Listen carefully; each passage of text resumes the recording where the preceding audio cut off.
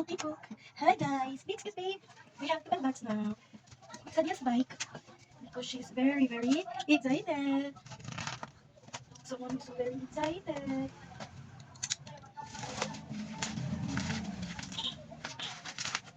Yay, what's inside?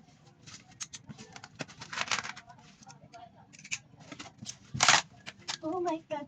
No, no, no, no, no. Sadia, what is this? Sadia, what's that? Yes, what's this? It's a